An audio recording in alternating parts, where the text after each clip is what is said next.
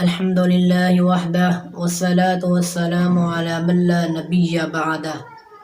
اما بعد۔ دوستو اور بھائیو،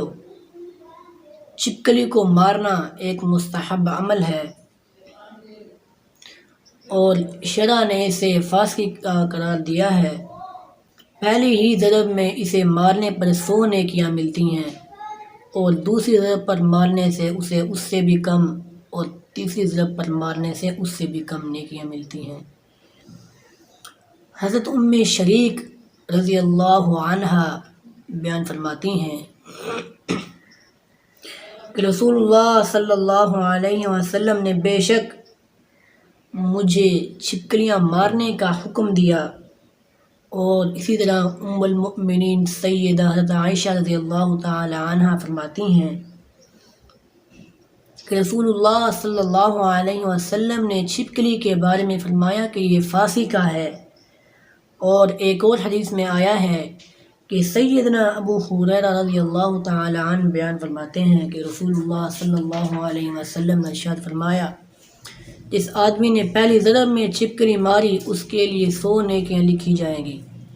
اور جو دوسری مرتبہ تو پھر اس سے بھی کم، اور تیسری مرتبہ پھر اس سے بھی کم نیکیاں ملیں گی۔ صاحبہ جو کہ فاقہ بن مغیرہ کی باندی تھی بیان کرتی ہیں کہ وہ سیدہ عائشہ رضی اللہ تعالی عنہا کے پاس آئیں تو اس نے سیدہ عائشہ رضی اللہ عنہا کے گھر میں ایک نیزہ پڑا دیکھا اور دریافت کیا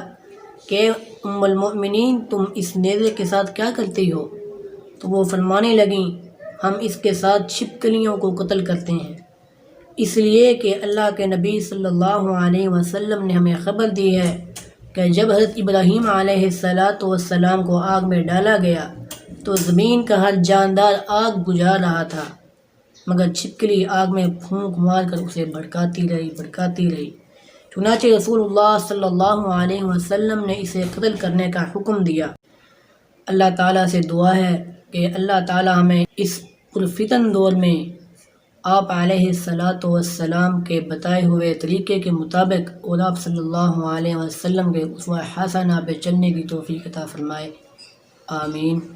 سبحان ربک رب العزت عما یصفون، وسلام علی المرسلین والحمد للہ رب العالمین۔